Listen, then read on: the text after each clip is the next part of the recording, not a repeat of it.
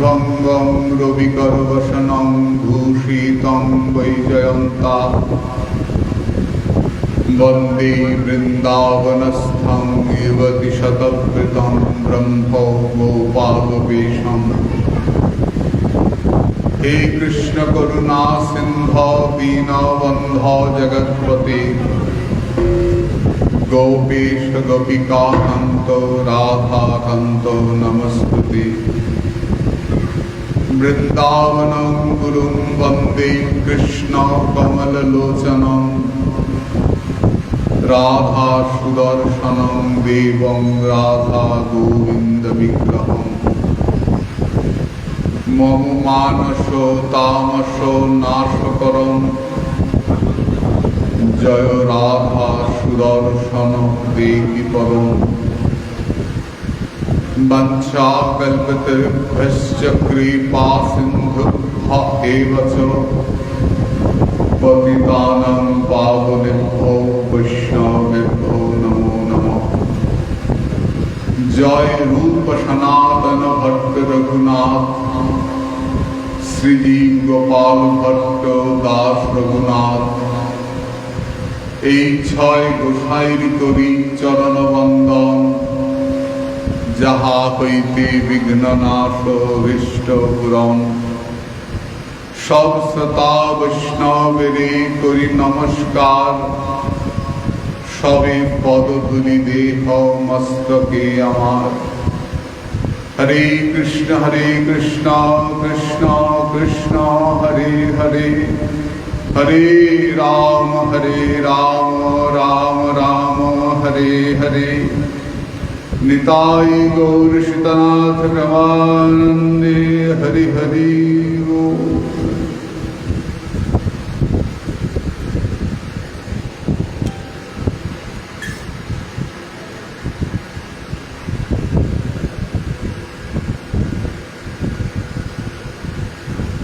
हरे कृष्णा।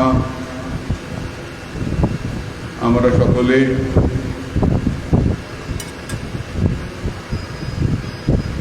শ্রীমদ্ ভাগবত সপ্তাহ যজ্ঞে ব্রতী হয়েছি।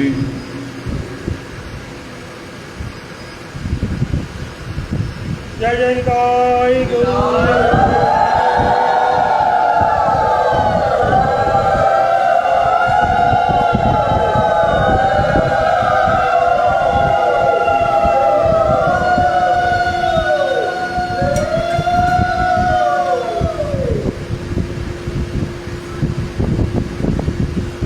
আমাদের সকলের স্মরণীয় বন্দনীয় শ্রী শ্রী মুরারি বাবার বিরহ উৎসবে এই ভাগবত যজ্ঞের আয়োজন তার তৃপ্তি বিধানের জন্যে। কারণ ভক্তের খাদ্য ভগবত ভক্তি, ভক্তের নিঃশ্বাস ভগবত বিশ্বাস।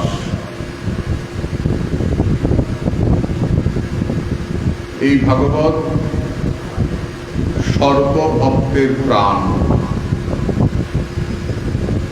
তাই সনাতন গোস্বামীপাদ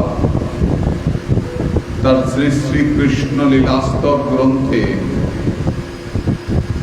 শ্রীমদ্ ভাগবতে স্তব করতে গিয়ে বললেন,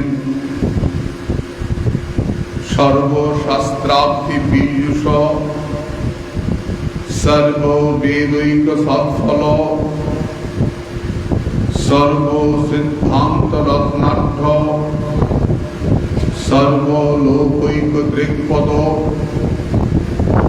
सर्वभागवत प्राण श्रीमद् भागवत प्रभो कलिधांत दितादित्य श्री कृष्ण परिवर्तित परमानंद पाठाय प्रेम वर्षखरायते सर्वदा सर्वसेव्याय श्रीकृष्णाय नमस्तुमे मद्गबन्धो मद्गुरो मत्संगिनो मद्महाधन मन्निस्तारको मद्भाग्यो मदानन्दो नमस्तुमे। এই ভাগবত সমস্ত শাস্ত্রের সার। আমাদের হিন্দু ধর্মে যত শাস্ত্র আছে, 4 বেদ, 18 পুরাণ, 160টা উপনিষদ, আরো যত শাস্ত্র আছে, সমস্ত শাস্ত্রকে যদি পাত্রের মধ্যে ফেলে মন্থন করা হয়, তাহলে উপরে যে মাখনটা উঠে আসবে তা হল শ্রীমদ্ ভাগবত মহাপুরাণ। সর্বসিদ্ধান্ত এর মধ্যে আছে। সর্ববেদৈক সৎফল, সমস্ত বেদের ফল এর মধ্যে আছে। এই কলিযুগের সূর্য হলেন শ্রীমদ্ ভাগবত। কলির সূর্য কি করেন? বাইরের জগৎটাকে আলোকিত করেন। আর শ্রীমদ্ ভাগবত রূপ সূর্য উদিত হয়েছেন আমাদের কলিজীবের অন্ধকার হৃদয় জগৎকে গোবিন্দ কৃপালোকে উদ্ভাসিত করে তোলার জন্য। ভাগবতের আলো আমাদের ভেতরটাকে আলো করে। তাই কলিযুগের সূর্য ভাগবত। সর্বভাগবত প্রাণ, সমস্ত ভক্তদের প্রাণ হলেন শ্রীমদ্ ভাগবত। পরমানন্দ পাঠায়, পরম আনন্দ হয়, প্রতি অক্ষরে প্রেম বর্ষণ করেন এই শ্রীমদ্ ভাগবত। কৃষ্ণের প্রতিনিধি শ্রীমদ্ ভাগবত। আমার একমাত্র বন্ধু শ্রীমদ্ ভাগবত, আমার সঙ্গী শ্রীমদ্ ভাগবত, আমার গুরু শ্রীমদ্ ভাগবত, আমার মহাধন শ্রীমদ্ ভাগবত, আমার নিস্তারক শ্রীমদ্ ভাগবত, আমার ভাগ্য শ্রীমদ্ ভাগবত, আমার আনন্দ শ্রীমদ্ ভাগবত, আমার আদর্শ শ্রীমদ্ ভাগবত। শ্রীমদ্ ভাগবতের পথই আমার একমাত্র পথ। কোথায়? আমি তো এতদিন পাঠ শুনছি, আমি তো এতদিন পাঠ করছি, তো কিছু হচ্ছে না। তো জীবনে তো অনেক সপ্তাহে বসলাম, কটা হবে কে জানে, 100-র উপরে তো বটে, অনেক বেশি হয়েছে, গুণী নাই। তো কই কিছু হচ্ছে না। তো যে ভাগবত এত ভালো, যে ভাগবত প্রেম বর্ষণ করেন, সে ভাগবত কই আমার তো কিছু হচ্ছে না।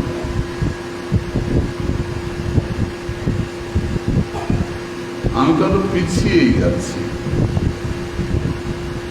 হচ্ছে না তো কিছু। বললেন পুরাকালে আমাদের 4টে ধর্ম পালন করতে হতো। প্রথম ব্রহ্মচর্য, তারপর গার্হস্থ, তারপর বানপ্রস্থ, তারপর সন্ন্যাস। সামনে প্রথম ব্রহ্মচর্য, গুরুদেবের কাছে গিয়ে পড়াশোনা করতে হতো। তো পড়াশোনা করতে ছেলেরা যায় সব গুরু পাঠে, সেইখানে পড়াশোনা করে ছেলেরা ফিরে আসে, কয়েকজন থেকে যায়। তারা যারা থেকে যায় তারা পরবর্তীতে গুরু পদে অভিষিক্ত হয়। তার মধ্যে কিছু ছেলে আশ্রম থেকে বেরিয়ে পড়াশোনা শিখে তারা সারা ভারতবর্ষে ঘুরে ঘুরে বিদ্যা বিতরণ করে। তাদেরকে বলা হয় চরক। কি প্রফেসর বলে রে, মানে তাদের জন্য প্রত্যেক ইউনিভার্সিটিতেই, তাদের জন্য প্রত্যেক বিশ্ববিদ্যালয়ে তাদের জন্য একটা পদ থাকে। তারা গিয়ে গিয়ে বক্তৃতা করেন, যার থেকে তৈরি হলো চরক সংহিতা। পুরাকালে এদেরকে বলা হতো চরক। এই ঘুরে ঘুরে প্রফেসারি করতেন তারা, সমস্ত বিশ্ববিদ্যালয়ে ঘুরতেন আর অধ্যাপনা করতেন। এর থেকে তৈরি হলো চরক সংহিতা। কিছু ছেলে ওখানেই থেকে যায় ওই আশ্রমে, পরবর্তীতে তারা অধ্যাপক হয়, পড়াশোনা করায়। আর বেশিরভাগ ছেলে ফিরে আসে, ফিরে এসে গার্হস্থ্য জীবন, গৃহস্থ হয়, সৎ গৃহস্থ হয়, সন্তান হয়। তারপরে 50-এর পরে সন্তানকে ছেড়ে দিয়ে রাজ্যভার, বাড়ির ভার, বনপ্রস্থ, স্ত্রীকে সঙ্গে নিয়ে বনে যান তারা। তারপরে কাউকেও ছেড়ে দিয়ে তারা সন্ন্যাস নিয়ে নেন। এই 4টে আমাদের হিসেব ছিল জীবনের ধাপ। এখন বৈশেষিক একটা, আবার ফেরার সময়ও মাকে জিজ্ঞেস করে যে কে কে শিখতে যাচ্ছে। তারা বলে এই শিখে ফিরলাম, এই শিখে ফিরলাম। তা একদিন ছেলেরা পড়াশোনা শিখেছে, একটু বড় হয়েছে, ফিরে আসছে। তো ভাই আমার একটা কথা মনে হচ্ছে, আমি তোমায় বলবো, তো পড়াশোনা জানি না, মনে হচ্ছে বলবো। বেশ বলো বলো, কি বললে বলো। আমার মনে হচ্ছে তোমার ভাগবত শেখা হয় নাই। কি এত বড় কথা? ভাগবতের প্রথম থেকে শেষ পর্যন্ত যাচ্ছ। তো মাঝে মধ্যে কেউ কেউ বলে যে আমি ভাগবত শিখতে যাচ্ছি। লক্ষ্য করে আমি দেখেছি, যারা একবার ভাগবত শিখতে যায় তারা বাড়িতে ফিরে আসে না। ভাগবত শিখে জয় রামকে বলে বৃন্দাবনে চলে যায়, তাদের আর সংসারে ফেরা হয় না। তুমি ভাগবত শিখে সংসারে ফিরছো কিনা? তো আমার মনে হচ্ছে তুমি ভাগবত মুখস্থ করেছ, ভাগবতকে হৃদয়ে ঠাঁই দাও নাই। ভাগবতকে হৃদয়ে ঠাঁই দিতে তোমার সংসার করা, যে ভাগবতকে ভালোবাসে, প্রেম বর্ষরায়তে, প্রতি অক্ষরে অক্ষরে যে ভাগবত প্রেম বর্ষণ করে, মধুরাপি মধু, প্রেম বর্ষরায়তে। ভক্তের কাছে সর্বভাগবত প্রাণ শ্রীমৎ ভাগবত প্রভু। এক ভাগবত, ভাগবত শাস্ত্র, আরেক ভাগবত ভক্তি রস পাত্র। ভাগবতের দুটো অর্থ আমরা পাই। এক ভাগবত ভগীরথ, তবে গিয়ে ছেলেরা উদ্ধার হলো। তারা কেন পুড়ে মরেছিল? কপিল মুনির অভিশাপে। সবাই জানি যে 60,000 ছেলে পুড়ে গেল। ভাগবত বলছেন যেটা হয় নাই। কেন হয় নাই? কপিল মুনি নয়, রজগুণ যত বেশি হবে শরীরে, ক্রোধ তত বেশি হবে। ক্রোধ সকল মঙ্গলের প্রতিকূল। ক্রোধ থেকে মহা মহা অনর্থ সৃষ্টি হয়ে যায় জগতে, হয় না? দুর্বাসা মুনির ক্রোধ থেকে কত কিছু হলো, আমরা অনেক অনেক ঘটনা জানি। তাহলে যার শরীরে ক্রোধ যত বেশি, তার রজগুণ তত বেশি। যদি বলি কপিল মুনির ক্রোধে এরা পুড়ে ছাই হয়েছিল, তাহলে বলতে হয় কপিল মুনির মধ্যে। আর যদি কপিল মুনির মধ্যে রজগুণ স্বীকার করতে হয়, তাহলে কপিল মুনিকে ভগবানের অবতার বলা যায় না। ভগবত বিগ্রহে সত্য রজতম 3 গুণ থাকে না, ত্রিগুণাতীত তিনি। তাহলে পুড়ে মরলো কি করে? পুড়ে থাকে না, আলোটা পড়ে আয়নার মধ্যে। তেমনি ভগবত বিগ্রহ কিরকম হবে বলে আয়নার মতো। সাধুর শরীর কিরকম হবে? আয়নার মতো। এই জগতের কাম ক্রোধ সাধুর শরীরে প্রবেশ করতে পারে না। এসে ফিরে যায় ওই 60,000 ছেলের ক্রোধ যখন একসঙ্গে কপিল মুনির শরীরে পড়লো। এবং অসংখ্য দৃষ্টান্ত আছে।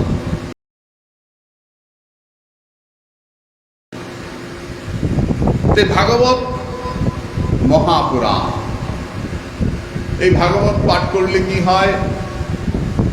এই ভাগবত পাঠ করলে মনটা পরিষ্কার। ভাগবত পড় গিয়া বৈষ্ণবের স্থানে, ভাগবত পড় গিয়া বৈষ্ণবের স্থানে। যার ভজন আছে তার মুখে ভাগবত শুনলে কাজ হবে। অনুভব তো আমার মতো কুকুরের মুখে শুনলে সাধু মুখে শুনতে হবে।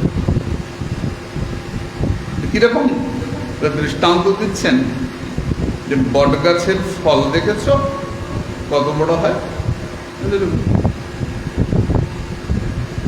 তার ভেতরে বীজটা কতটুকু হয়? এটা শস্যর দানা। তার ভেতরে বট গাছটা কত বড় হয়? মস্ত। কোনদিন দেখেছেন যে বট গাছ থেকে ফল মাটিতে পড়ে বট গাছ হচ্ছে? হয় না।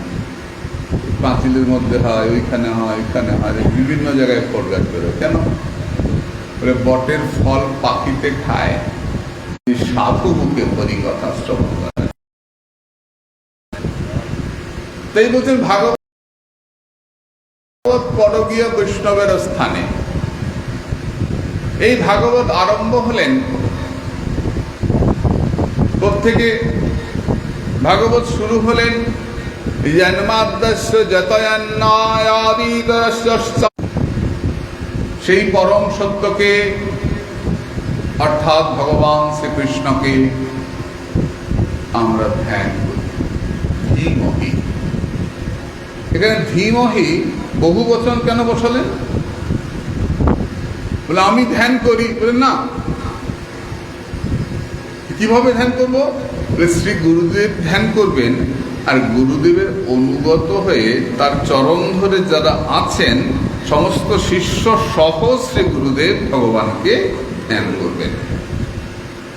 বেশ, ধ্যান কাকে বলে? ধ্যান কাকে বলে? ইষ্টবস্তুর বারবার চিন্তা। অভ্যাস কাকে বলে? বারবার চেষ্টা। জপ কাকে বলে? বারবার উচ্চারণ। ইষ্টবস্তু, ইষ্ট নামের, ইষ্ট মন্ত্রের বারবার উচ্চারণকে জপ বলে। কৃষ্ণ কৃষ্ণ কৃষ্ণ কৃষ্ণ কৃষ্ণ, রাম রাম রাম রাম, কালী কালী কালী কালী, শিব শিব শিব শিব। তোমার যে ইষ্ট নাম, ইষ্ট নামের বারবার উচ্চারণকে জপ করা বলে, বারবার বলা।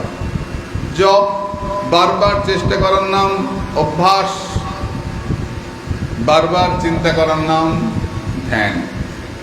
চিন্তা সরে যায় আবার আসে, আবার সরে যায় আবার আসে। জপ করতে বসলাম, চিন্তা মাথার মধ্যে ভিড় করে আসে, আবার মনে হচ্ছে আরে আমি তো জব করছি, আবার ঠিক করলাম নিজেকে, আবার শুরু করলাম, আবার চলে যাচ্ছে। হয় কি না? হয়। ছেড়ে দেব? মোটেই না। বাচ্চাকে মা অ লেখাচ্ছে, অ লিখছে, বাচ্চা কি প্রথমেই অ লেখে? না, প্রথমেই গোল্লা পাকায়, গোল্লা পাকায়। মাকে ছেড়ে দেয়, যা তোর দ্বারা হবে না, বলে না, লেখো লেখো লেখো লেখো করতে করতে এই অ হয়ে গেল। যে অ হয়ে গেল, অ লেখা শিখে গেল। প্রত্যেকটা গোল্লাই তার জীবনে ঠিক আছে, গোল্লা লিখতে লিখতেই অ হবে, ও হবে।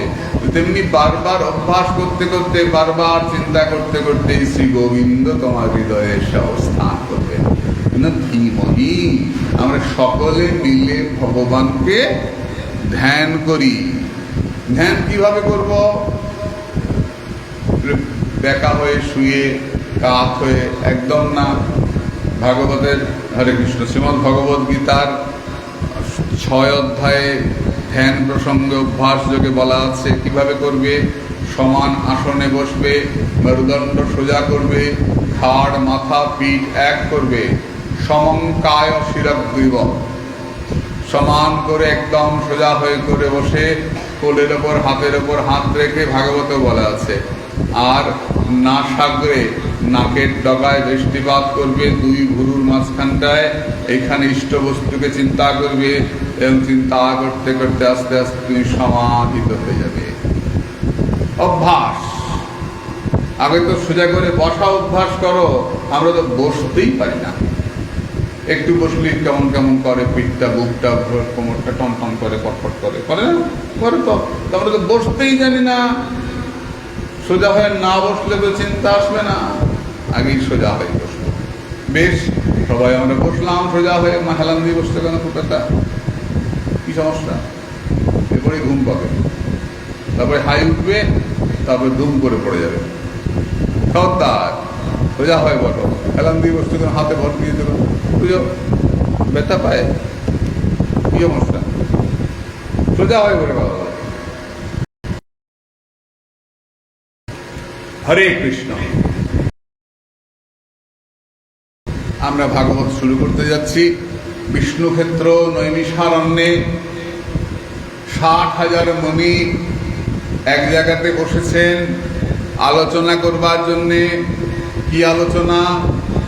সামনে এসে প্রকাশিত হন, মন্ত্র দেখতে পান। আমরা যে কৃষ্ণ মন্ত্র জপ করি, কৃষ্ণ মন্ত্রের ঋষিকে দেবর্ষি নারদ। কৃষ্ণ মন্ত্রে যখন বিনিয়োগ করা হয় তখন নারদ ঋষি বলা হয়। ছন্দ গায়ত্রী। কৃষ্ণ মন্ত্রের মালিককে হে মা যোগমায়া, যোগেশ্বরী, পৌর্ণমাসী দিন না দিয়ে মা তুমি আমার হৃদয়ে বসো, বসে আমাকে দিয়ে কৃষ্ণ মন্ত্র জপ করাও, জপ করাও। তা যখন অঙ্গন্যাস করন্যাস করি, যখন বিনিয়োগ করা হয় তো মন্ত্রকে আগে দেহের মধ্যে স্থাপন করা হয়, তারপর তো জপ করা হয়। তা কৃষ্ণ মন্ত্র প্রান্তভাব সেই অরণ্যের মধ্যে প্রথিত হয়ে গেল, গেড়ে গেল। সেই জায়গাটা অতি পবিত্র জায়গা। সেই জায়গার নাম নৈমিষারণ্য। কোনখানে আমরা পাঠ শুনছি? নৈমিষারণ্যে পাঠ শুনছি। কতজন মুনি ঋষি? 60,000। 660 মুনি ঋষি বসেছেন। সামনে যিনি বসছেন অল্প বয়সের ছেলে, তার নাম উগ্রশ্রাবা সুত গোস্বামীপাদ। তার বাবার নাম রোমহর্ষণ। রোমহর্ষণ কেন? প্রতিটি কথায়, হরি কথায় তার রোমে রোমে হর্ষ আনন্দ হয়, রোম গায়ে কাটা দিয়ে ওঠে, তাই তার নাম রোমহর্ষণ। ছেলের নাম উগ্রশ্রাবা। যেখানে ভগবানের কথা হয় উৎকর্ণ হয়ে শ্রবণ করেন, কান খাড়া করে শ্রবণ করেন, তাই তার নাম উগ্রশ্রাবা। সুত গোস্বামীপাদ। এই সুত গোস্বামীপাদ কিন্তু উচ্চকুলের ব্রাহ্মণ সন্তান ছিলেন না। তাহলে তিনি গুরুর আসনে কি করে বসলেন? কিবা ন্যাসী, কিবা শূদ্র, বিপ্র কেনে নয়, যেই কৃষ্ণ তত্ত্ববেত্তা সেই গুরু হয়। যিনি কৃষ্ণ তত্ত্ব অবগত হয়েছেন তিনি সেই পদে বসার যোগ্য। এটা অপব্যবহার হতে পারে বা হচ্ছে, কিন্তু যিনি কৃষ্ণ তত্ত্ববেত্তা তিনি বসার যোগ্য। এই সুত গোস্বামীপাদ জ্ঞানবৃদ্ধ, এই জ্ঞানবৃদ্ধ সুত গোস্বামীপাদ বসেছেন আসনে। মুনি ঋষিগণ সকলে বসেছেন। সহস্র সমা নামে সেই যজ্ঞ হচ্ছে। সেই যজ্ঞে বসে মুনি ঋষিগণ পরপর কয়েকটা প্রশ্ন করলেন। প্রথম প্রশ্ন করলেন, বলো সুত, আমরা সবাই এখানে এসেছি, আমাদের প্রথম প্রশ্ন, জীবের কি করে কল্যাণ হয়?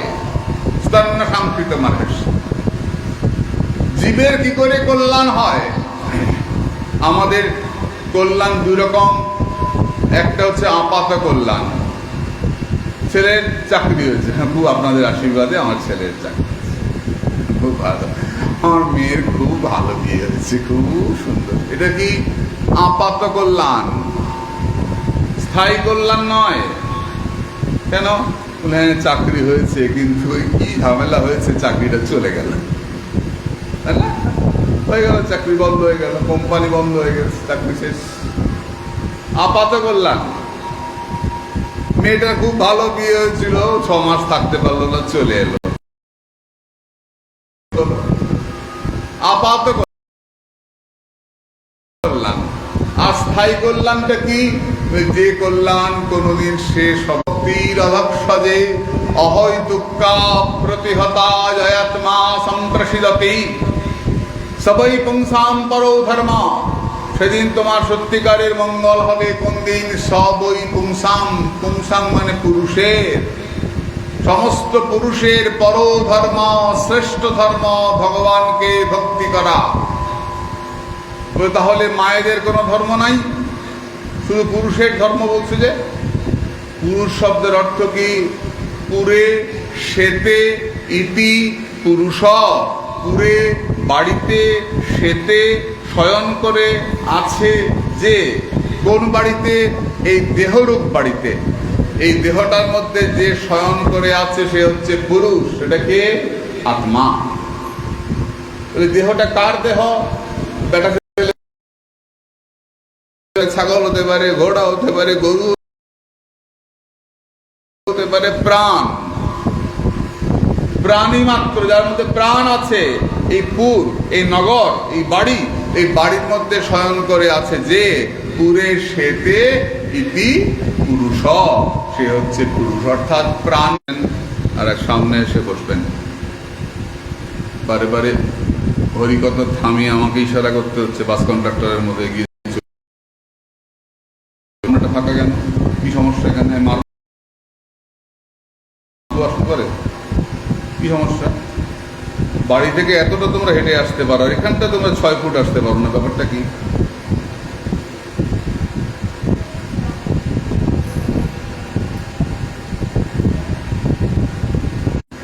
তাহলে সবই পুংসাম পরো ধর্ম, সমস্ত পুরুষের পরো ধর্ম, শ্রেষ্ঠ ধর্ম। ধর্ম তো একটাই। এই তো আপনারা ধর্মে ধর্মে বিভেদ করেন, আপনারা এই সমস্ত ধর্মের গোলমাল পাকান, নেমে পড়বেন সেকুলার সব। আছেন না কিছু সব লুকিয়ে লুকিয়ে পুজো করে এই সমস্ত লোক, এটা সব নেমে পড়বে। এই তো ধর্মে ধর্মে বিভেদ করেন আপনারা। একটা হচ্ছে নিবৃত্তিমূলা, প্রবৃত্তিমূলা ধর্ম, যেটা নিজের সুখের জন্য আচরিত হয়, তার নাম প্রবৃত্তিমূলা। আমার সুখের জন্য, আমার যদি এটা হয় তাহলে তোমাকে পূজা দেব, আমার যদি জমিটা হয়ে যায় তাহলে তোমাকে, আমার যদি ব্যবসাটা হয়ে যায় তাহলে আমি শনি পুজো দেবো, সত্যনারায়ণ পুজো দেবো, ইত্যাদি ইত্যাদি।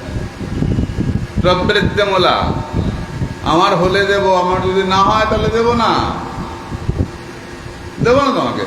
মানত করেছিলাম, হয় নাই, দেবো না, তোমার কপালে টনটন। আমার যদি মেয়ের বিয়েটা হয়ে যায় এর মধ্যে, তাহলে আমি বিরাট করে ভান্ডারা দেব। মেয়ের বিয়ে হলো না, ভান্ডারা দেবো? দেবো না। এর নাম প্রবৃত্তিমূলা। আর এটা হচ্ছে নিবৃত্তিমূলা, বলে আমার কিছু হোক না হোক, আমি তোমাকে ভালোবাসি, আমি তোমাকে পূজা করবো, আমি তোমার নাম করব, আমি তোমাকে ধ্যান জপ করবো। ভালো লাগে তোমার বদন দেখলে,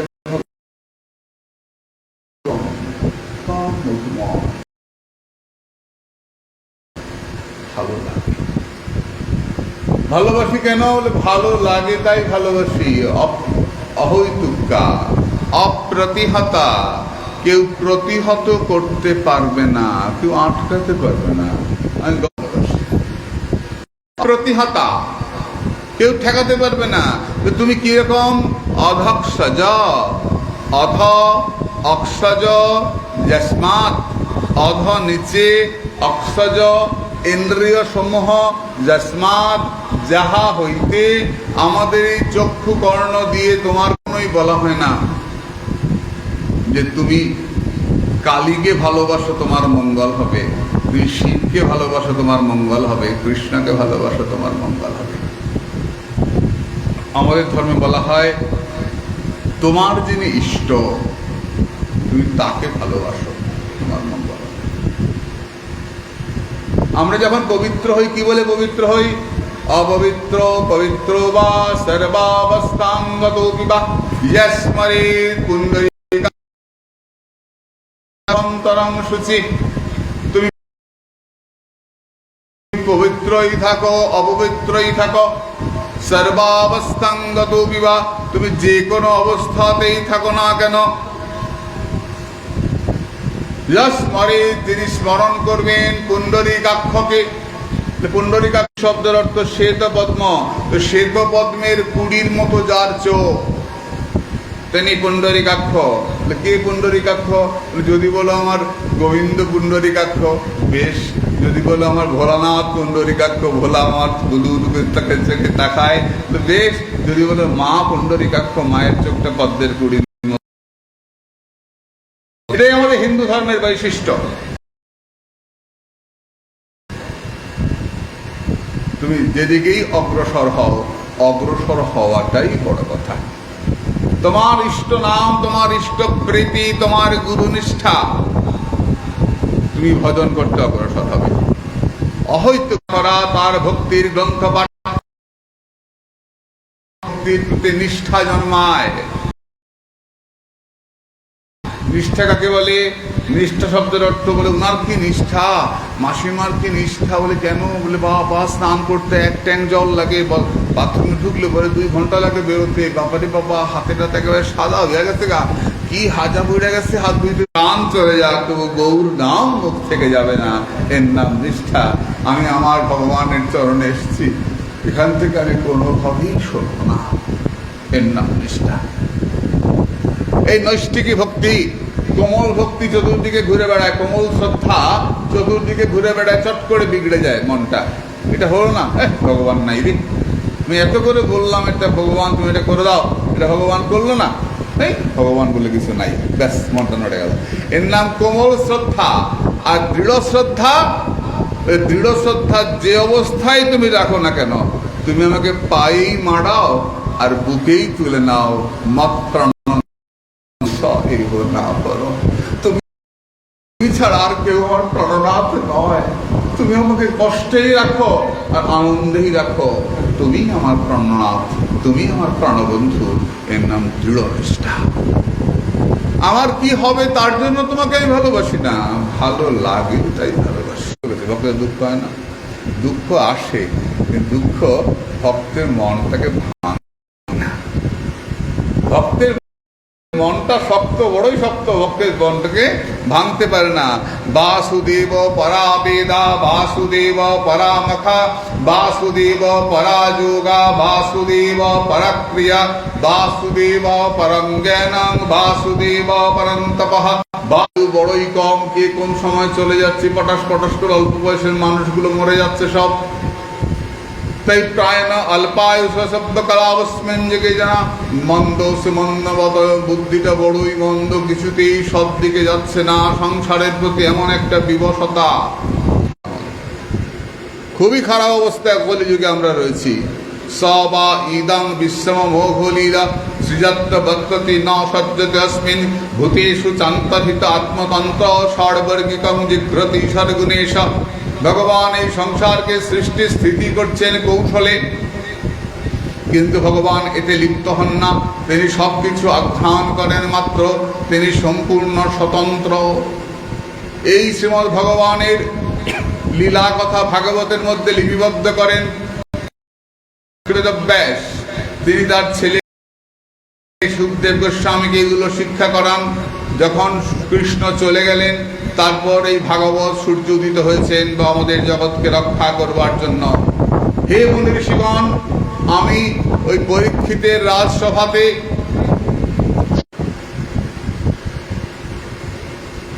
তুমি আমাদের বলো ভাগবত লিখলেন কেন, কার প্রেরণায় বেদ ভাগবত লিখলেন? যদি তিনি ভাগবত লিখলেন, তার ছেলেকে কেন পড়াতে গেলেন? যদি বা পড়াতে গেলেন, ছেলে বা কেন পড়লেন? সুখদেব তো এক জায়গাতে বেশিক্ষণ থাকেন না, খুব খুশি হয়ে গেলেন। করেছেন সব থেকে বড় প্রশ্ন হচ্ছে আমাদের মঙ্গল কি করে হয়। সবাই আমরা মঙ্গল চাই, সবাই আমরা আনন্দ চাই, সবাই আমরা সুখ চাই। যথার্থ সুখ, যথার্থ আনন্দ আমরা কি করে লাভ করতে পারি? উত্তম প্রশ্ন আপনারা করেছেন। আমি বলতে শুরু করি।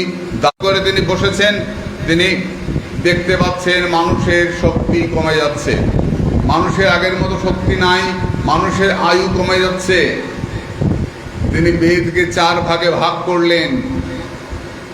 ইতিহাস পঞ্চম বেদ, পুরাণ পঞ্চম বেদ, তার মধ্যে পৈলমণিকে ঋগ্বেদ, জৈমিনীকে সামবেদ, বৈশম্পায়নকে যজুর্বেদ, সুমন্তকে অথর্ববেদে পারদর্শী করলেন। রোমহর্ষণ আমার বাবা, তাকে বেদ এমনি করে ভাগ হতে লাগলো। কিন্তু আশ্চর্যের কথা, বেদব্যাস নিজের মনে কখনো আনন্দ পেলেন না। তিনি বসে বসে চিন্তা করছেন যে আমি এত গ্রন্থ লিখলাম কিন্তু আনন্দ পাচ্ছি না, মানুষের আনন্দ দিতে পারছি না। লোকে আনন্দ সমুদ্রে ডুবতে পারছে না।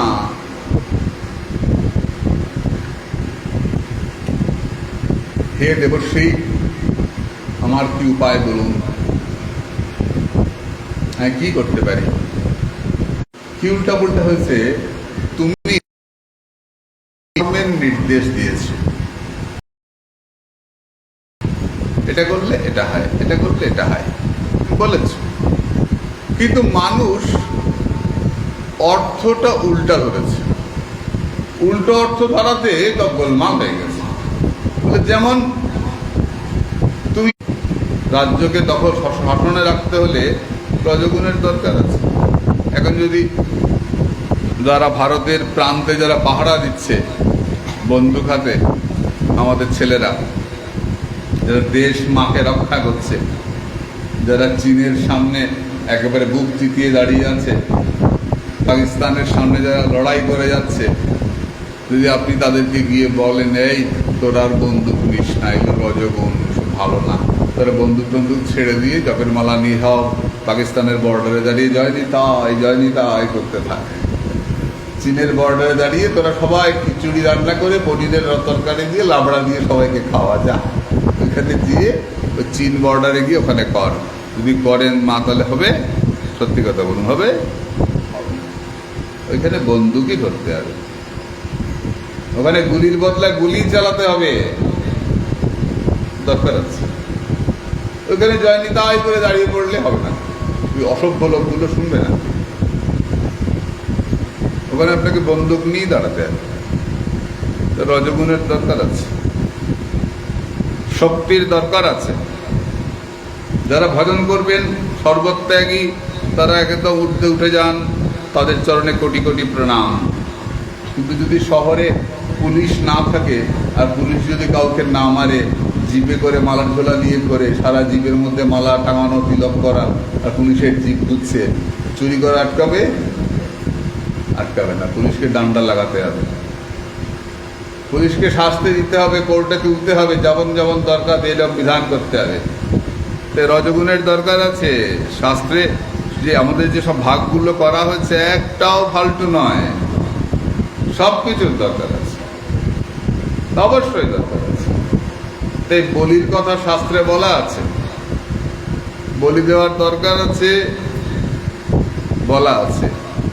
কিন্তু বলির কথা বলা আছে কেন? মানুষের লোভটাকে সংযত করার জন্য। মানুষ এত লোভী, মানুষ পৃথিবীতে কি খায় না বলতো? সব খায়, খায় না?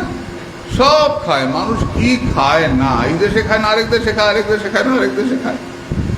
মানুষ সব খায়, সর্বভোগ। তো যখন মুনি ঋষিরা দেখলেন যে এদের যদি বলি যেমন ইচ্ছা খা, তো একটা কেউ রাখবে না, সব কেটে খেয়ে ফেলবে, তখন এই লোভটাকে আটকাবার জন্য মুনি ঋষিরা বললেন যে এক কাজ কর, পাঠা খা, কিন্তু মাকে দিয়ে খা, তাহলে তোর পুণ্য হবে, তোর স্বর্গবাস হবে। মাকে যদি পাঠাটা দিস, উৎসর্গ করিস, করে তারপর খাস, তা তোর স্বর্গবাস হবে। এবার স্বর্গবাসের একটা লোভ তো আছে না বাবা? স্বর্গবাসের একটা লোভ আছে। স্বর্গে গেলে সব পাওয়া যায়, ভালো মন্দ, বিনা পয়সায় থাকা যায়, অনেক সুন্দর ব্যবস্থা আছে। তা স্বর্গবাসের একটা লোভের জন্য মানুষ পাঁঠাটাকে মাকে দেয়, দিয়ে খায়। এবার এই মাসে দিল, পরের মাসে ভাবলো যে আবার খাবো। ও বাবা, আবার তো পূজা করতে হবে, পূজা করলে ঠাকুর মশাই আনতে হবে, এই সেই করে ওঠে, পাঁঠার থেকে খরচ বেশি পূজাতে, থাক এ মাসে আর খাবো না, পরের মাসে খাবো। এই করতে করতে দেখা গেল লোকটা সংযত হতে আরম্ভ করলো। করতে করতে আগে বছরে 12টা পাঁঠা খেত, আর বছরে 1টা কি 2টো খায়। কারণ সাধকরা বললেন সবটাই তো সংযত করলি, জীবটা তো অনেকটাই সংযত হয়েছে, বাকিটাও ছেড়ে দে না। মা কি আর খায় রে? ওইটা তোকে সংযত করার জন্য বলেছিলাম, তো মা কি আর রক্ত খায় রে সন্তানের? তো দে, ওটা ছেড়ে দে। এমনি করে ধাপে ধাপে ধাপে ধাপে আমাদেরকে সংযত করার জন্য এই বলি প্রথার উদ্ভব। আমাদের জিহ্বাকে সংযত করার জন্য বলি প্রথা। কিন্তু দেখা গেল মানুষ কি করে, বলে মানুষ পূজাটাকে ছোট করে দিল, খাওয়া দাওয়া ফুর্তি করাটাই বড় হয়ে গেল। যেখানে বলছেন যে কাম্যকর্মের কথা বলেছ নিন্দনীয় কাম্যকর্ম বলেছ, কিন্তু তুমি বলেছ মানুষকে সংযত করার জন্য। তোমার ব্যাপারটা উল্টা পুল্টা হয়ে গেল। ব্যাপারটা ঠিকই বলেছ, এই মানুষকে সংযত করার জন্য, জিহ্বাকে কন্ট্রোল করার জন্য। মানুষ তো সর্বভূক, তো মানুষকে সংযত করার জন্য এটা বলা হলো তুমি অশাস্ত্রীয় মাংস খাবে না। যে পশুকে উৎসর্গ করা হয় নাই, বাজারে যে বিক্রি হয়, লতা পাতা দিয়ে খুব সুন্দর নৌকোটা সাজিয়েছ, নৌকোটাতে হাল দাও নাই। কি হবে? নৌকাটা যদি ভাসানো হয়, নৌকাটা এগোবে না, এক জায়গাতে ঘুরবে। কেন? হাল নাই তো, হাল না ধরলে এগোবে না, এক জায়গাতে ঘুরবে। তেমনি তুমি, আমাদের চিত্তটা অত্যন্ত উদ্গ্রীব, অত্যন্ত চিন্তায় সব সময় মগ্ন থাকি আমরা।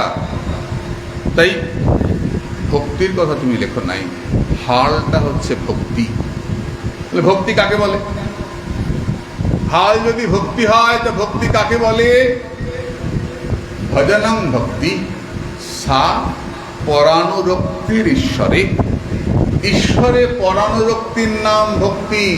ভক্তিরস্য ভজনম। ঈশ্বরে পরানুরক্তির নাম ভক্তি।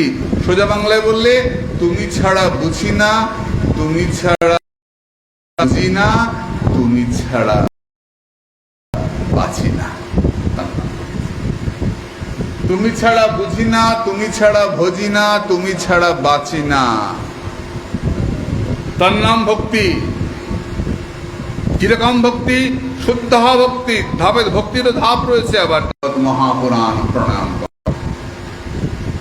যেই বলেছেন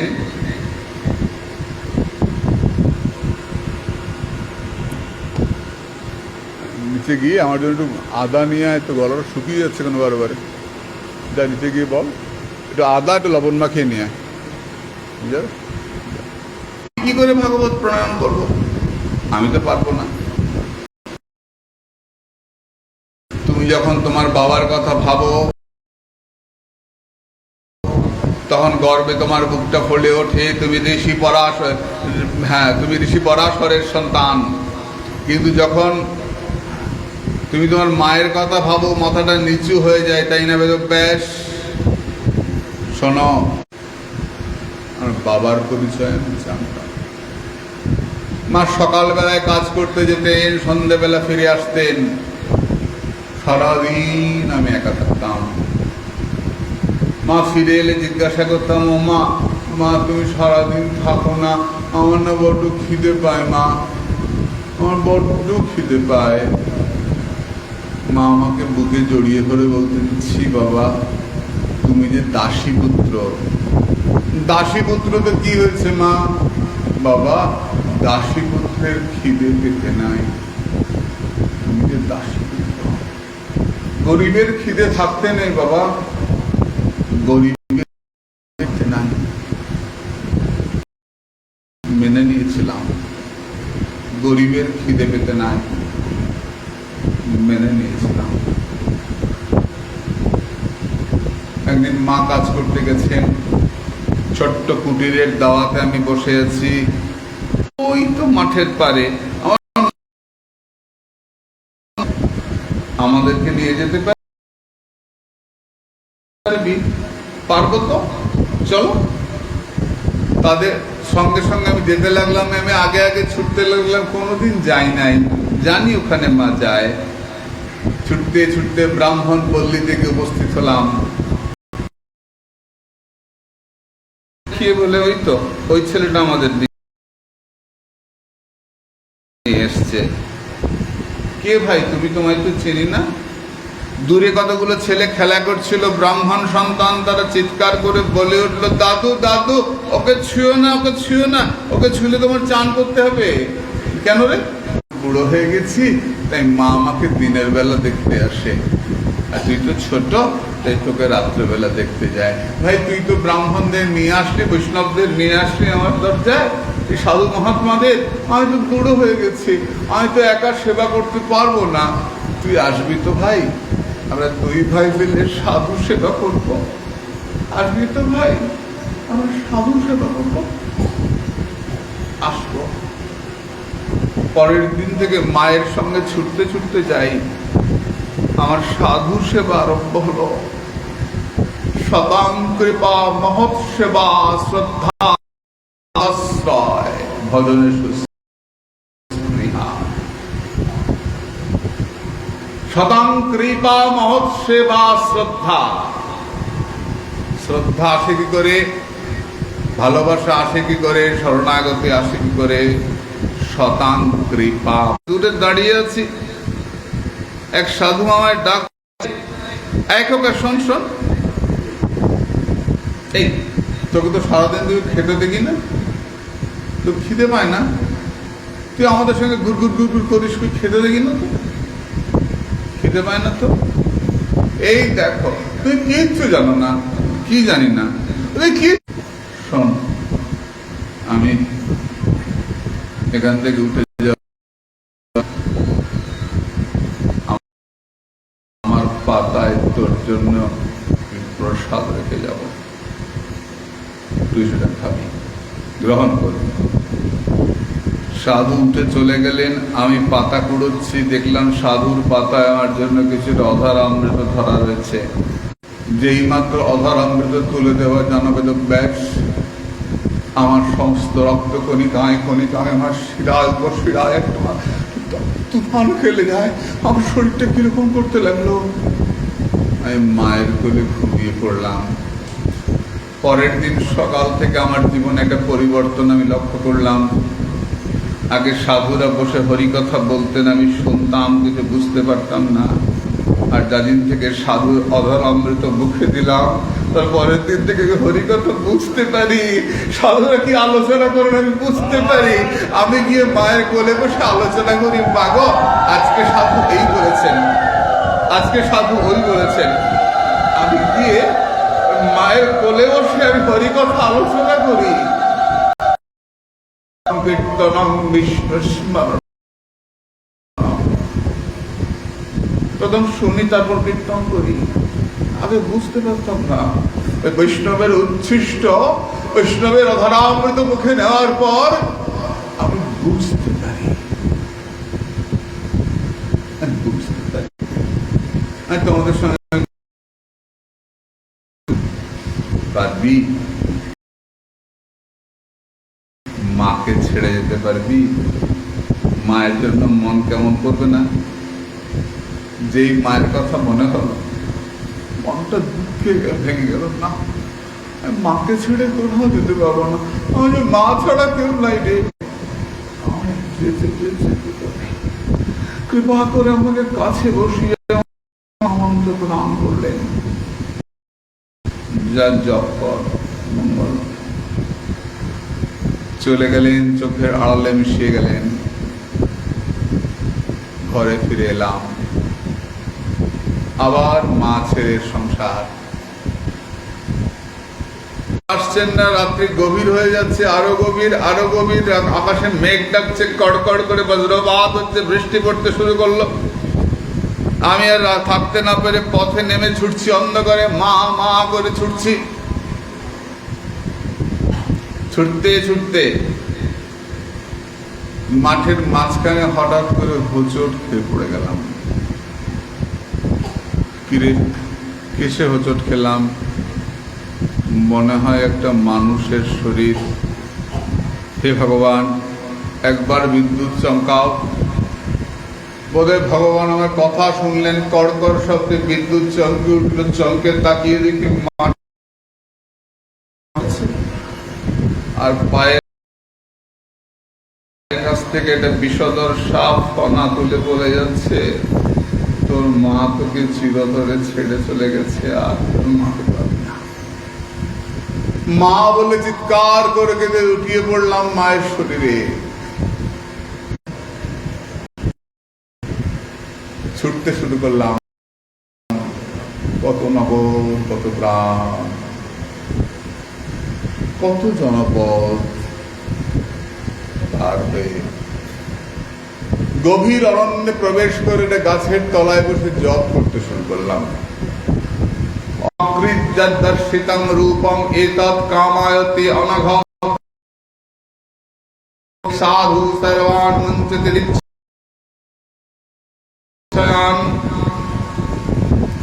তুমি এই জন্মে আমাকে আর দেখতে পাবে না। যাদের মনের ময়লা যায় নাই তারা আমাকে দেখতে পায় না। তবু আমি তোমাকে দেখা দিলাম কেন? তোমার আগ্রহ বাড়া। আমি প্রণাম করলাম। নামান্যানন্তস্য তত্র বা পঠন গজ্জানি ভদ্রানি কৃতানি চ স্মরণ গাং পর্যটং স্তুষ্টমনাগত স্পৃহ কালং প্রতীক্ষণ্য মদো বিমৎসর। আমি সেই ভগবানের উদ্দেশ্যে প্রণত হলাম এবং নাম করতে লাগলাম, কালের প্রতীক্ষা করতে লাগলাম। ধীরে ধীরে আমার দেহটা পতন হয়ে গেল। আমি ছিলাম দাসী পুত্র, হলাম দেবর্ষি নারদ। আমি যদি দাসী পুত্র থেকে দেবর্ষি নারদ হতে পারি, তুমি সত্যবতীর পেটে জন্মে কেন ভাগবত লিখতে পারবে না? ভাগবত লেখো। বেদব্যাস ভাগবত রচনা করছেন।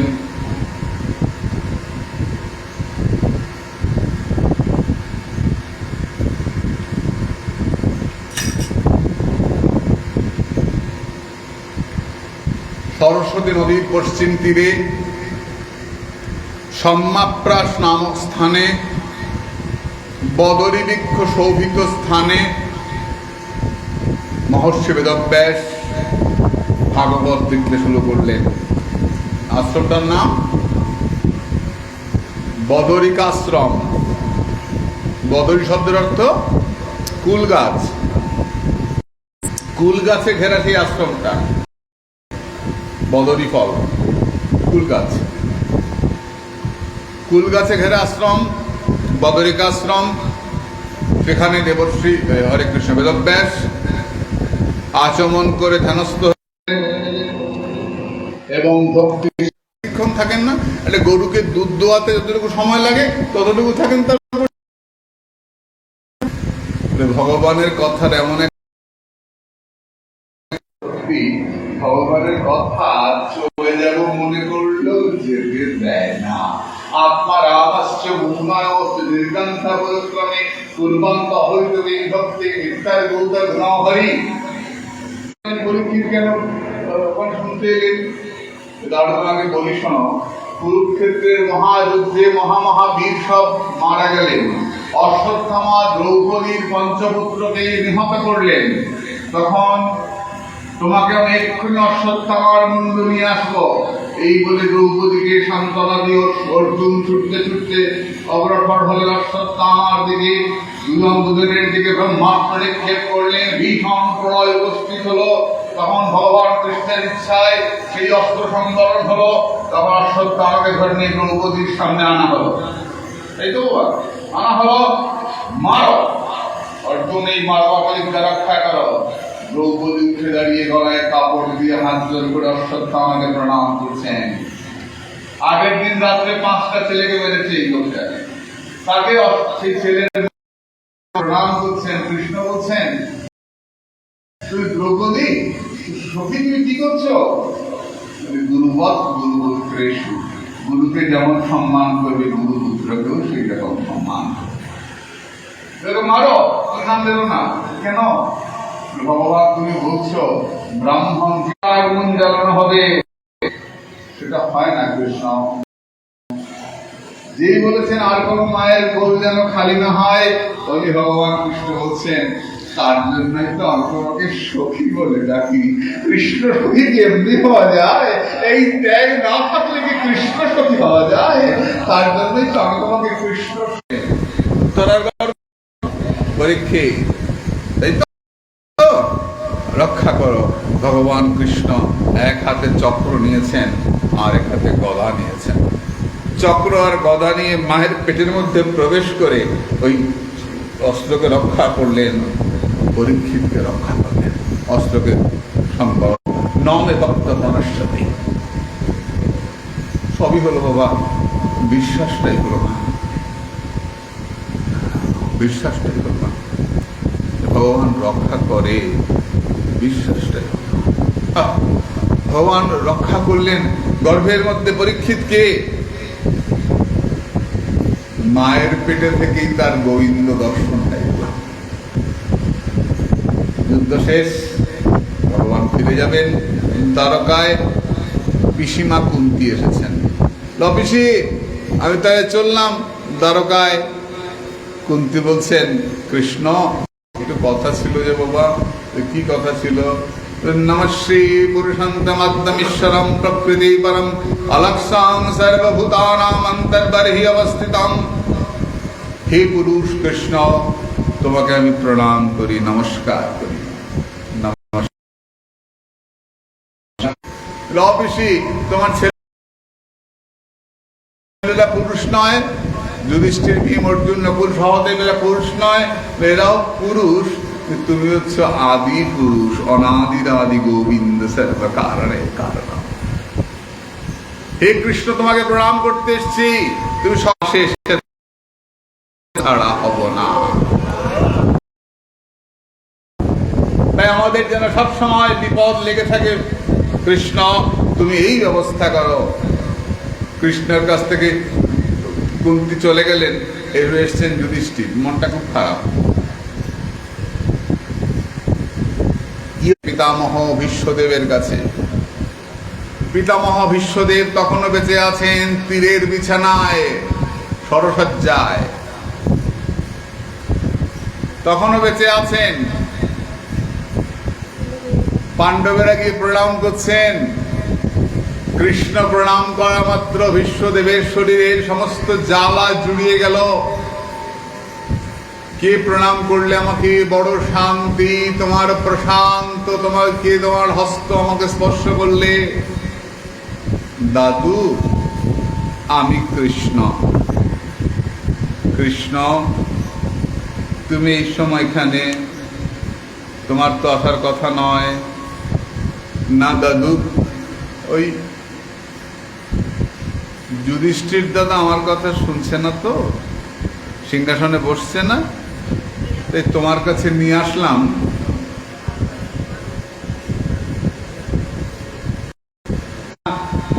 তুই তার জন্য আমার কাছে আসো নাই।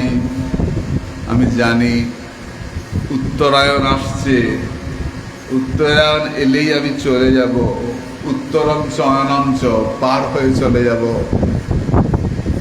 তুমি জানো। তাই আমাকে কুরুক্ষেত্র যুদ্ধের পঞ্চম দিন দুর্যোধন এসে পিতামহ ভীষ্মদেবকে অপমান করছেন। দাদু তুমি আমার খাও। দুর্যোধন তুমি আজকে মধ্যরাত্রিতে তোমার স্ত্রীকে আমার শিবিরে পাঠাবে, যাও। দুর্যোধন ছুটতে ছুটতে এসে তার স্ত্রীকে বলছেন, শোনো দাদু বলেছেন আজকে মাঝরাত্রে তার শিবিরে তোমাকে যেতে বলেছেন, তুমি যেও। হ্যাঁ তুমি যেও, না পারলে তুমি সকালে যেও, কিন্তু একবার যেও তুমি, দাদু বলেছেন তোমার কাছে যেতে, যে ওনার কাছে তোমাকে যেতে বলেছে। দুর্যোধন আনন্দ করে বলে চলে গেছেন। ঠিক মধ্যরাত্রি পিতামহ বিশ্বদেব তার আসন বিশ্ব ঠিক সময় একজন বউ ঘন্টা দেওয়া আস্তে আস্তে এসে বিশ্বদেবকে প্রণাম করছে।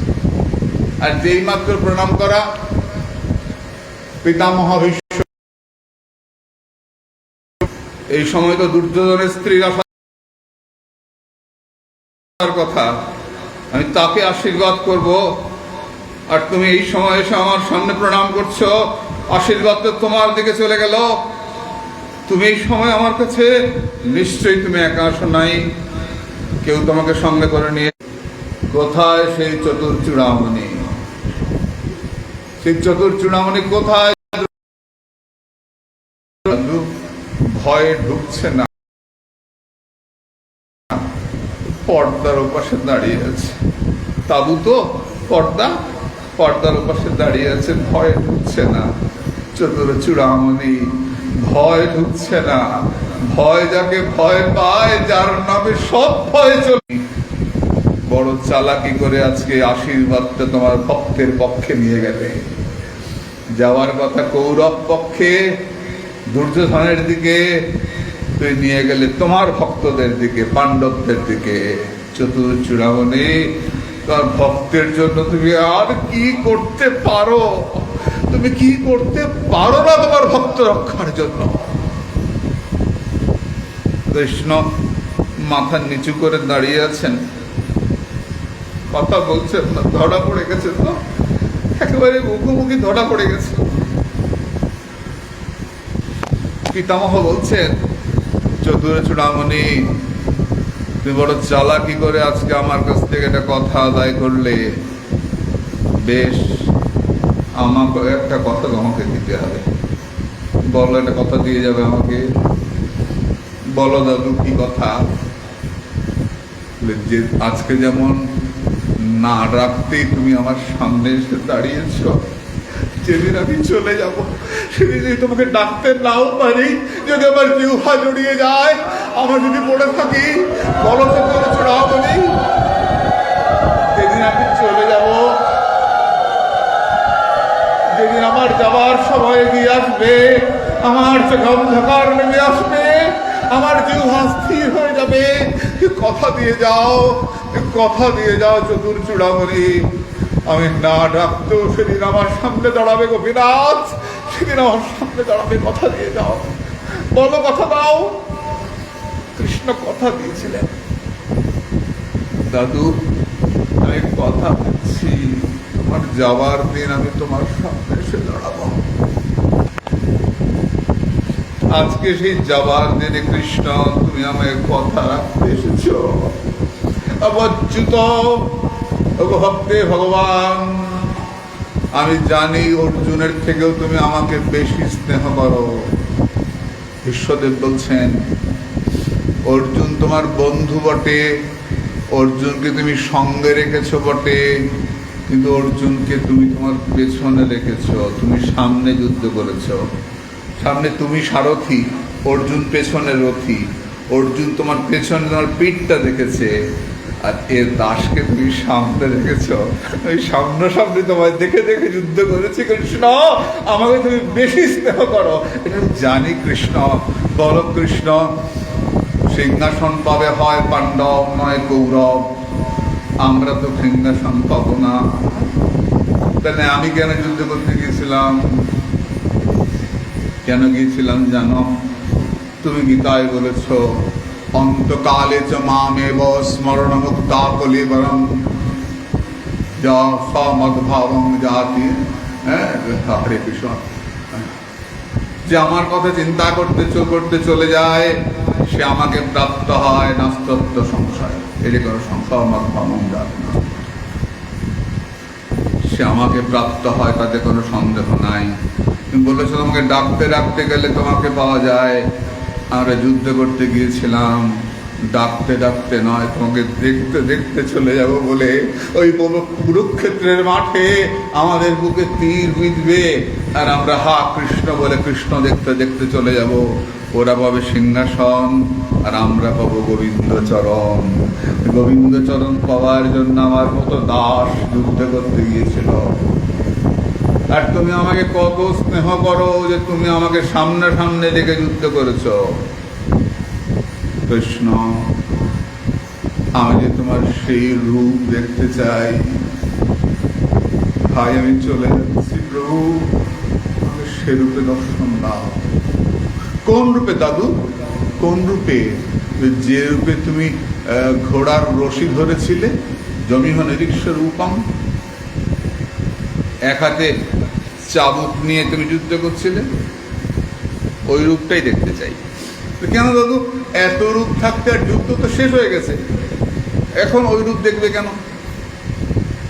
প্রভু, তোমার কিছু শেষ হয় না, অনন্ত।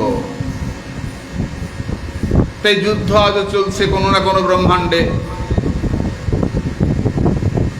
আমি ওই রূপ কেন দেখতে চাই জানো? যখন কোথাও যাই সব জায়গাতে দেখতে পাই ভগবান উপরে বসে আর ভক্ত নিচে বসে। আর কুরুক্ষেত্রের মাঠে গিয়ে দেখলাম ভক্ত অর্জুনকে উপরে বসিয়ে তার পায়ের কাছে বসেছে আমার ভগবান গোবিন্দ। এমন ভক্তের কিঙ্করণী আর কোথাও দেখি নাই। ভক্তের পায়ের কাছে বসা ঠাকুর আমি এমন ভগবান আর দেখি নাই যে ভক্তের পায়ের কাছে বসে। এই ভক্তের পায়ের কাছে বসা ঠাকুর আমি দেখতে চাই। দাঁড়াও কৃষ্ণ, আমি সেই রূপে দর্শন চাই। কৃষ্ণ দাঁড়ালেন। পিতামহ সেই অপূর্ব রূপ দর্শন করতে করতে এ সংসার ছেড়ে চলে গেলেন। তাই চৈতন্য চরিতামৃতে হরিদাস নির্যানের সময় বলা হয়, বিশ্বের নির্যান হইল স্মরণ। ভক্তের ইচ্ছা থাকে ভগবৎ পাদপদ্ম লাভ, এটাই পরম ইষ্ট। অন্তিম কালে যেন তোমার চরণ পেতে পারি। থাকিতে সময় দিন দয়াময়, আগেই বলে রাখি যাবার সময় তোমায় যেন বদন করে ডাকি। যাবার সময় ডাকতে ডাকতে।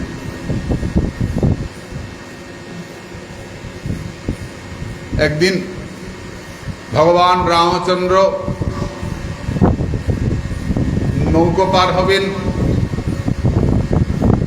মাঝিকে বলছেন, মাঝি ভাই, তুমি আমাকে নৌকো পার করে দেবে, আমার কিন্তু পয়সা নাই। মাঝি বলছে, তুমি ভাগ্য। ভগবান মিথিলায় যাবেন নদী পার হয়ে, তো মাঝ নদীতে এসে মাঝি জিজ্ঞাসা করছে, ভগবান আমি তো তোমাকে নদী পার করে দেব, তুমি আমায় কি দেবে? আমি তো নদী, তাহলে নদী পার করে দেব। অর্থাৎ যদি ডাকতে না পারি, ঘুমের মধ্যে মরে যাই, অজ্ঞান অবস্থায় মরে যাই, বলবে তুই তোমার ডাকিস নেই, আর কি করে পার করব? বেশ মাঝি, কথা দিচ্ছি যাওয়ার সময় তোর মুখে আমার ডাক না আসে, তুই ভুললেও আমি ভুলবো না, আমি তোর সামনে এসে দাঁড়াবো, আমি তোকে নদী পার করে দেবো, তুই আমাকে ডাক, আমি কথা দিচ্ছি। আমি অন্য কথা চলে যায়, এদিকে গ্রন্থ এগোয় না, একটা স্বভাব আমার। বিশ্বদেব চলে গেলেন। ভগবান কৃষ্ণ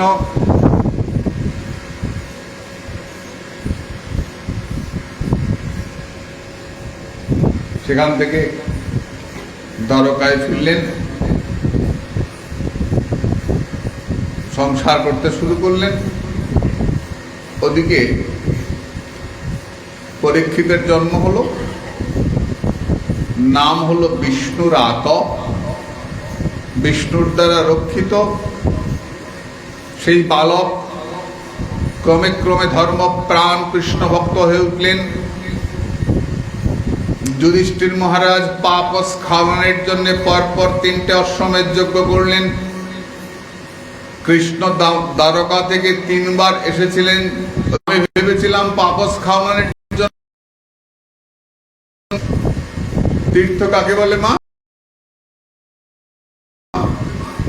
যেখানে গেলে পাপ থেকে করে যাওয়া যায়, তরন্তি পাপানি, তার নাম তীর্থ। সর্বশ্রেষ্ঠ তীর্থের নাম প্রয়াগরাজ, তাই তো? বিদুর সর্বতীর্থ ঘুরতে ঘুরতে এসেছেন। যুধিষ্ঠির প্রণাম করলেন। ভবদ বিধা ভগবতা তীর্থভূতা স্বয়ং বিভো তীর্থে কুর্বন্তে তীর্থানি শান্তস্থেন গদভৃতঃ।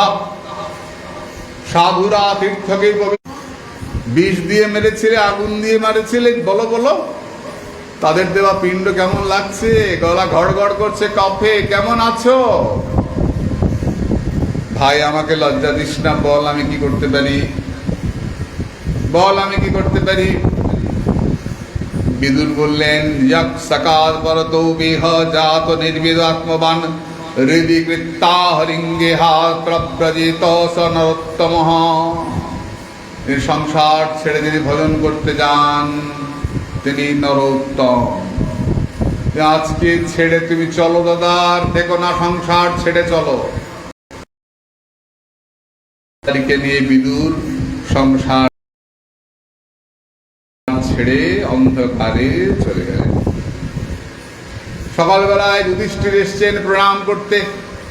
এসে দেখছেন জ্যাঠা জেঠিমা কাকা কেউ নাই। কাঁদতে আরম্ভ করলেন, নিশ্চয় আমি কোনো অন্যায় করেছি, তা না হলে এরা চলে গেলেন কেন?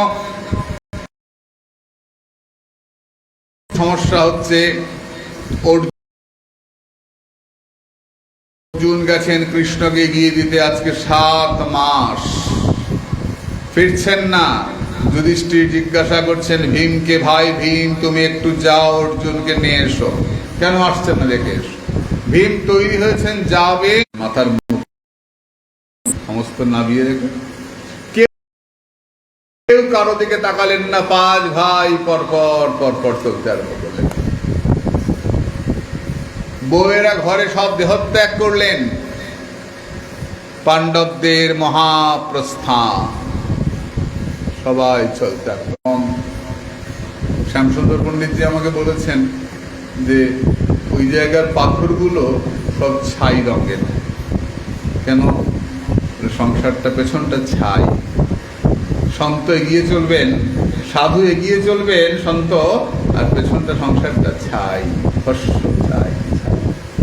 বোঝাবার জন্য ওই পাথরগুলো নাকি সব ছাই রঙের এবং অতি দুর্গম। আরেকজন যে পর্যটক, সে অল্প বয়সের ছেলে,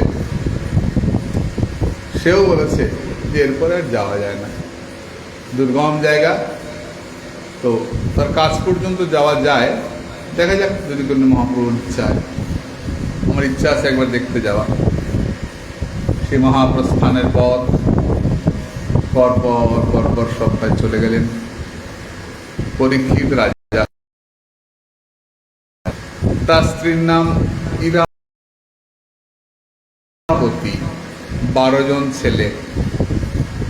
জন্মেজয় বড় ছেলে। একদিন পরীক্ষিত চলেছেন দিগ্বিজয়ে, হঠাৎ করে দেখছেন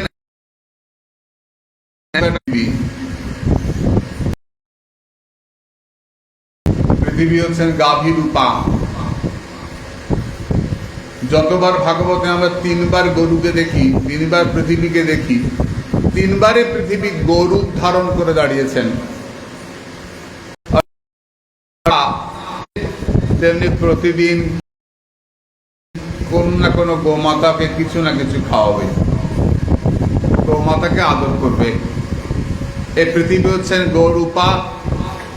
পরীক্ষিত বললেন এক্ষুনি তোমায় মেরে ফেলবো। ওই লোকটা আমি সেই জায়গাতে থাকবো, এর বাইরে যাব না। তুমি বলো আমি কোথায় থাকবো। তখন পরীক্ষিত মহারাজ কলিকে মারলেন না। কেন? রাজার ধর্ম শরণাগতকে রক্ষা করা। যে পায়ে পড়ে যাবে সে শরণ নেবে, রাজাকে মারবেন না, রক্ষা করবেন। বেশ, কোথায় থাকতে চাও তো তুমি ঠিক করে দাও।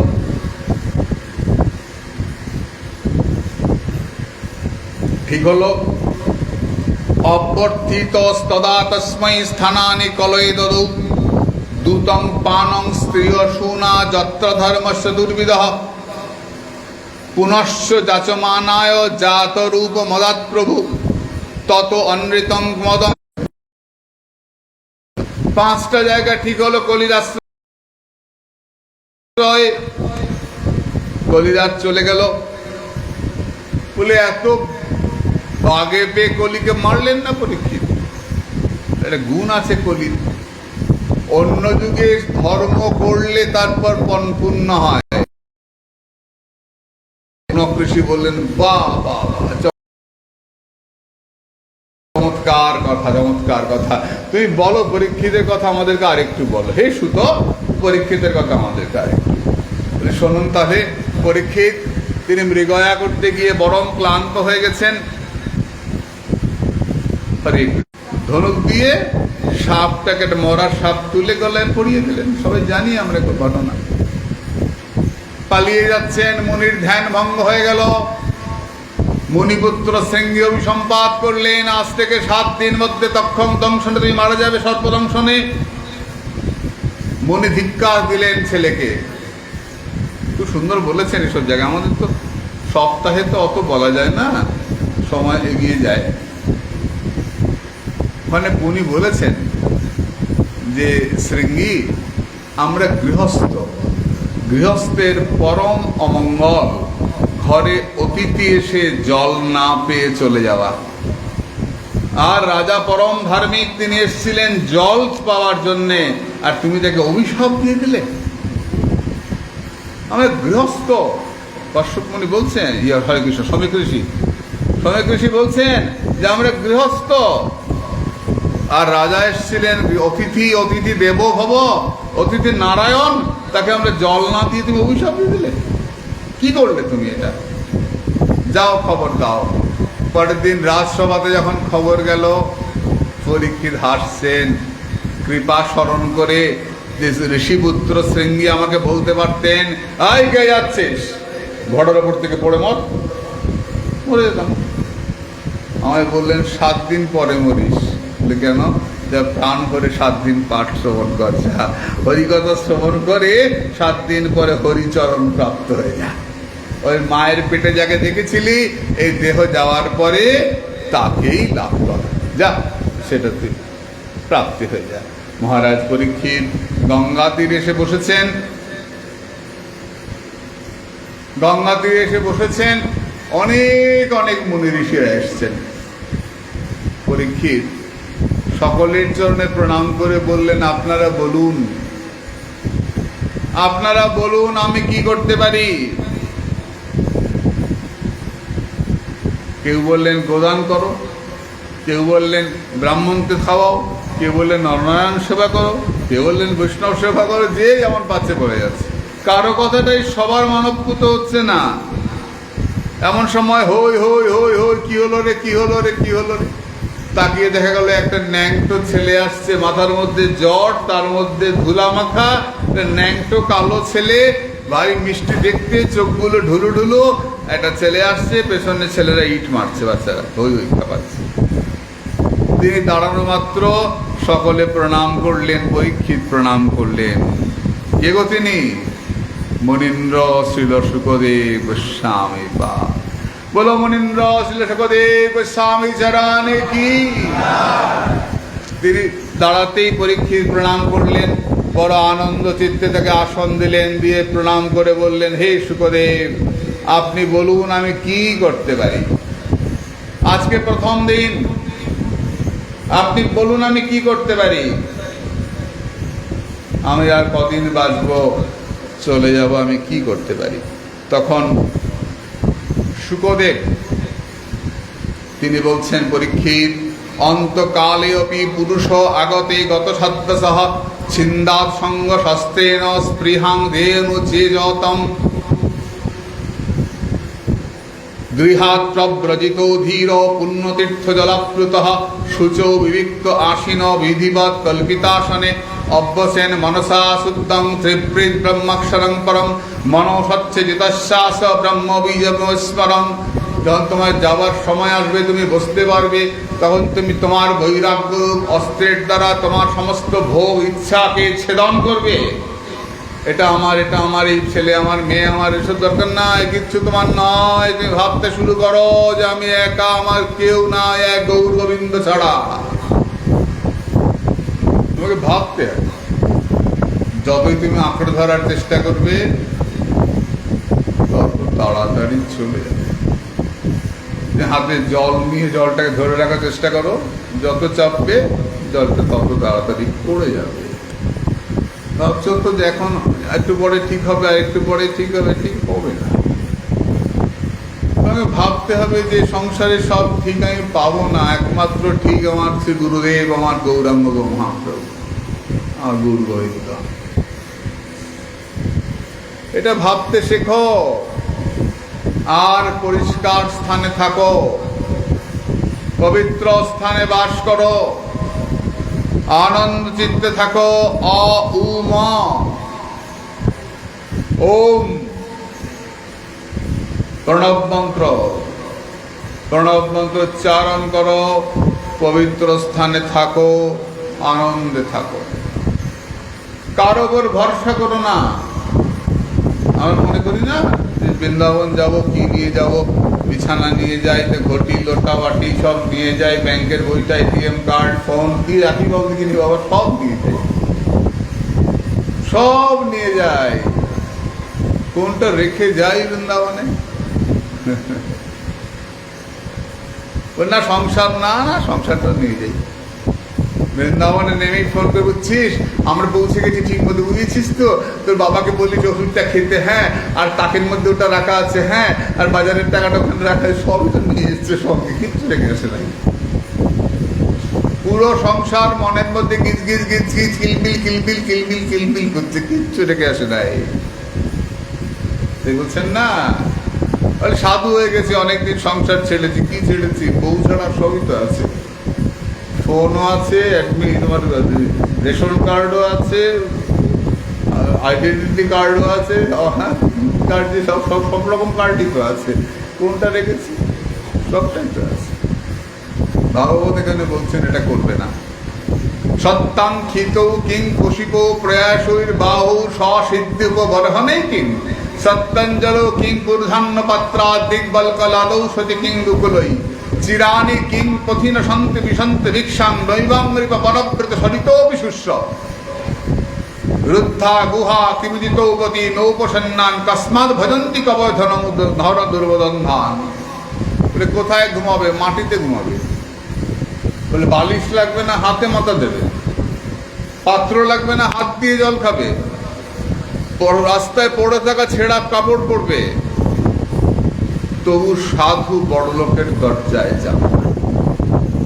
কস্মাৎ ভজন্তি কবয় ধন দুর্মদন্ধান। কেন সাধু বড় লোকের দরজায় যাবে? পয়সার জন্য। যে গৌর গোবিন্দকে সার করে পথে নেমেছে, সংসার ছেড়ে দিয়েই তো নেমেছে, তাহলে কেন গৃহস্থের ঘরে পয়সার জন্য বড় লোকের ঘর ঘুরে বেড়াবে?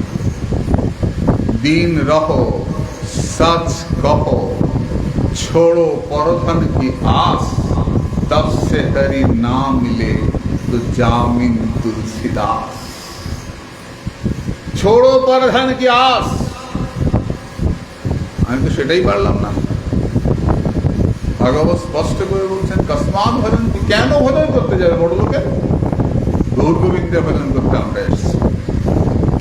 যতক্ষণ ভক্তির উদয় না হয় ততক্ষণ ভগবানের রূপের চিন্তা করবে, নিজের আত্মবুদ্ধি আমার আমার চিন্তাটাকে ত্যাগ করবে।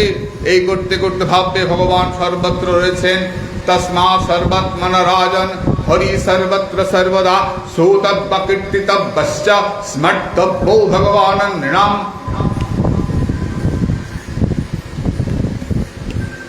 ভগবান সর্বত্র রয়েছেন একথা চিন্তা করবে এবং ভগবানের কথা সব সময় চিন্তা করবে, কীর্তন করবে, শ্রবণ করবে, স্মরণ করবে। অকাম সর্বকাম বা মৎস্য কাম উদারধি তীব্রেণ ভক্তি যোগেন যদেত পুরুষং পরম। যার কোনো কামনা নাই, যার সকল কামনা আছে, সেই রকম ব্যক্তি সকলেই প্রগাঢ় ভক্তির দ্বারা ভগবানকে আরাধনা করবেন। দেখো, সূর্য উদয় এবং সূর্য ত্যাগের সঙ্গে সঙ্গে আমাদের আয়ু চলে যায়। আজকের দিনটা কালকে ফিরবে, ফিরবে না, কিন্তু বুঝি না রে, লোককে বোঝাই, নিজেই বুঝি না। ভয়ঙ্কর একটা খারাপ অবস্থা। হয় ভজন করাও, না হলে মেরে ফেলো। কদিন আগেই এক মহাত্মা আমাকে বলছেন, আপনি রাধারানীকে কি বলেন? বলে আমি বলি হয় ভজন করাও, না হলে মেরে ফেলো। মাঝখানে ফেলে রেখেছো কেন? ভজনও হচ্ছে না, মৃত্যু আসছে না, আয়ুটা তো চলে যাচ্ছে। মনের মধ্যে সেই তীব্র জ্বালা, তীব্র খেদটাও আসছে না। আমার যে ভজন হচ্ছে না, এই তীব্র খেদটাও আসছে না, শুধু পেটের চিন্তায় ঘুরে ঘুরে বেড়াচ্ছে।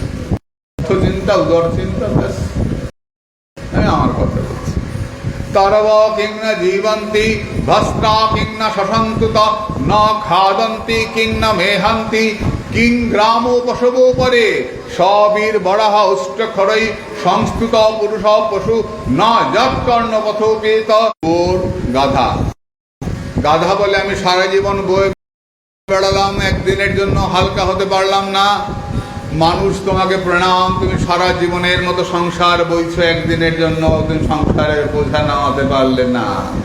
ছেলের চিন্তা, মেয়ের চিন্তা, মেয়ের বিয়ে, সংসার, এই করে সংসার গেল জীবন। বড় কুকুর উঠ বলে আমি কত কাটা পড়ে, আমি ভাবি রক্তের স্বাদ নন্তা, ভাবি কাটার স্বাদ বুঝি নন্তা, তবু কাঁটা চিবানো ছাড়ি না। তুমিও সারা জীবন কত কণ্টক ভোগ করো, কত লাঠি ঝাঁটা গুতা, কত কিছু খাও, ছাড়তে পারো সংসার? পারো না। শুয়োর ওই ভালো লাগে, আমার ভালো জিনিস ভালো লাগে না। বলিস কি দাম দিয়ে আনছি গলদা চিংড়ি, কয় মৃতদেহ, জানস নেই কত দাম? খাইছাস কোনোদিন? না, দাম দিয়ে দিয়ে কেন না? বলে এগুলো আরো খারাপ, এগুলো আরো খারাপ। আমি সুন্দরবনে যাই, ওখানে দেখেছি মাছের ভেড়ি থাকে, চিংড়ি মাছ চাষ হয়, আর পাশে পাশে সব ছোট ছোট করে পায়খানা করা থাকে। যারা সকালবেলা যায় তারা 2 টাকা 5 টাকা করে পায়, ওখানে হাগু করলে পরে 5 টাকা পায়। কেন পুকুরে হাগু করায় কেন? বলে ওগুলো চিংড়ি মাছে খায়, আর যে চিংড়ি মাছ যত বেশি হাগু খায় তার হাগুর মতো রং হয় আর দেখতে ওই রকম সুন্দর চেহারা হয়।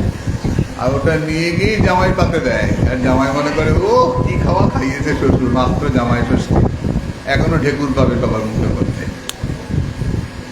ওই হাগু মাছ, পোকা তো, মাছ হতো না, কি ধরনের পোকা, হাগু খায়। এর নাকি কত দাম, কি খাওয়া খায় রে। দেখবে গঙ্গা থেকে আমি দেখেছি, শাস্ত্রে বলেছে। আমি কি করে ভজন করব বল দেখি? মরা খাই, আলমারিতে মরা রাখি, অপবিত্র থাকি,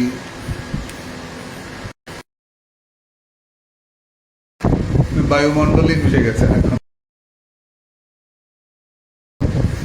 শোনা যায়? যায় না। এখন আরেকবার কি জানি হলো, কাঁচা বাদাম উঠলো না তোমাদের, খুব গান গাইলে না, খুব সামনের বছর কেউ গাইবে? গাইবে না, অন্য কোনো গান এসে যাবে। আর হুজুগে বাঙালি নিয়ে লাফালাফি করে, কোনো তো অন্য কিছু নাই। যাই হোক, এই জগতের এই কদিনের জন্য আসে, সব শেষ হয়ে যায়।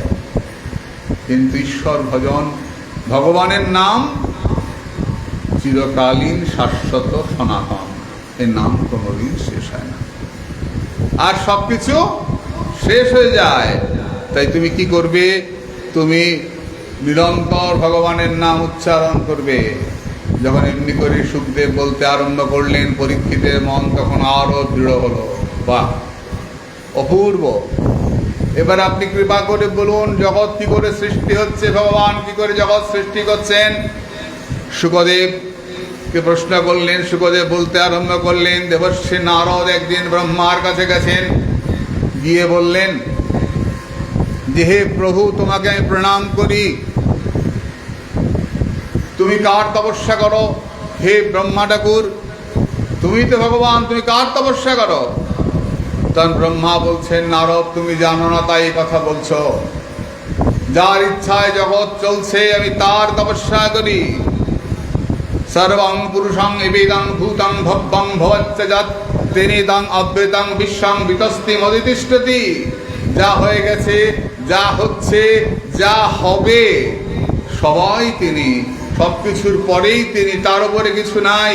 তাকে যে স্মরণ করবে তার মন খারাপ দিকে যাবে না। কিন্তু মুশকিলটা কি মা জানো? স্মরণটা প্রথমেই হয় না, প্রথমে ও হয় না। ওই কি করতে হয়? জিতাসন জিতশ্বাস, বারবার বলেছেন শাস্ত্রে, প্রথমে আসনে বসা অভ্যাস করতে হয়। প্রথমে আসনে বসা অভ্যাস করতে হয়। আমি তো আধ ঘন্টায় বসতে পারি না, কষ্ট হয়। এখন কষ্ট হচ্ছে আমার, কি জানি আজকে গরমটাও বেশি পড়েছে নাকি বাবা, বেশ গরমটা বারবার শুকিয়ে যাচ্ছে, বুঝতে পারছি না। আমি রাধাকুণ্ডে ফোন করেছিলাম আজকে, কত গরম, বললো 48-49। কারেন্টের অবস্থা কিরকম, বলে দিনে 10 বার যাচ্ছে। হয়েছে নবদ্বীপে তো আমরা মহাপ্রভু ভালো রেখেছে, আমাদের থেকে অনেক ভালো আছে। রাধাকুণ্ডে এখন 48-49 চলছে গরম। আজকে ফোন করেছিলাম, গরম তাতে গরম, ভয়ঙ্কর ব্যাপার। দিনের বেলা নাকি কেউ বেরোচ্ছেই না গরমে, এত গরম। যাই হোক, তো তারপরে পরিক্রমা যারা করছেন ঠিক করছেন, যারা নিত্য পরিক্রমা করছেন, আমার চৈতন্য দাদা বা অন্যান্যরা যারা পরিক্রমা করছেন, পরিক্রমা বন্দনায় 1 কিলোমিটার যাচ্ছেন আর জল নিয়ে মাথায় ঢালছেন, হুড় করে ঢালছেন, বলে 5-7 মিনিটের মধ্যে শুকিয়ে যাচ্ছে সব। আবার জল ঢালছেন, আবার এগোচ্ছেন। দিনে 5 বার স্নান করছেন, 10টা করে ডুব, মানে 50টা ডুব দিচ্ছেন দিনে। অভ্যাস। তেমনি আসনে বসা অভ্যাস করতে হয়।